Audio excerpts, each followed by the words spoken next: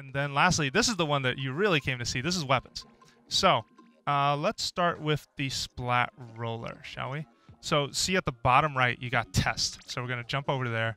This is the equipment we're going to take in. So we'll go, yeah. Test or nah? Yeah. So let's jump in, and you'll see this is just an open area for you to sort of play around. This is the splat roller, which if you've been keeping up with this game, you know by now what it does. You just lay down a lane of paint. This is really cool because in Turf Wars, this is useful because in Turf Wars, you are claiming territory. That's what it's all about.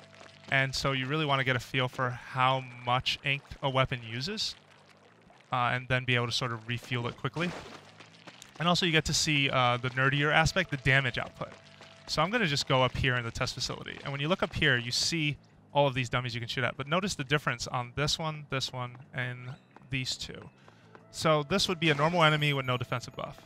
This would be an enemy with 1 defensive buff, 2 defensive buffs, and 3. Now, obviously, with the splat roller at close range, they die really fast. But yeah, why don't you show? Further Can away, you swap out a different weapon here? Or? Yes, let's do that. So we're gonna pull up the 52 gallon, and you'll see just sort of how many shots it will take to take one of them out, and how much damage it will actually put up.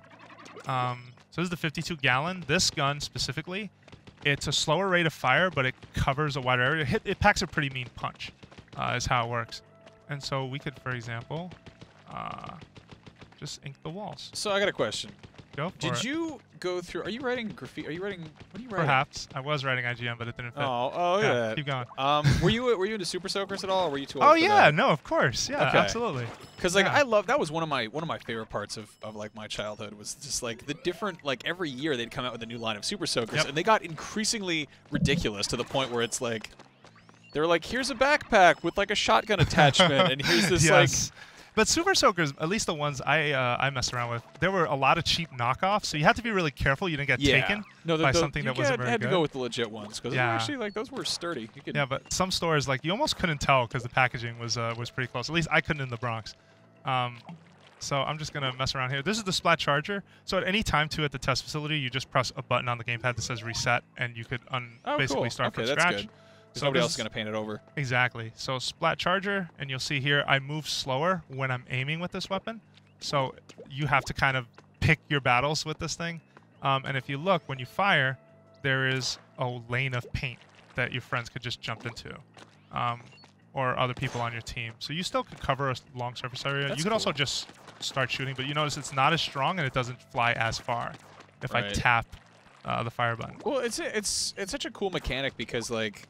There's not. I mean, I guess the making a lane of paint that your friends can go down is sort of like almost putting up shields for them to like. It's just a straight shot that they can, go through that. Like yeah, absolutely. And there's not really any kind of like analog for that in other kind of more conventional shooters. Yeah, in another game. No, I agree. And territory plays an important part because if you're standing in rival ink, you move much slower. When you're on your own ink, you'll see here, you can just swim through it quickly. And this ends up being a really important part of how the game plays because you'll pop, dip, in some cases, or just sneak up on people. One thing I do want to show before we get out of the test facility is a really cool special. So this is a splat roller, which you saw earlier. But we're going to activate the special, which is the Kraken. If you see here, oh wow, this guy's nasty, and he will basically splat anything, kill anything that you jump if you jump at him with that on. So it's not enough to just roll up to them; you have to jump towards them. But you're pretty much invincible, and you leave some nice ink trails behind you. Cool.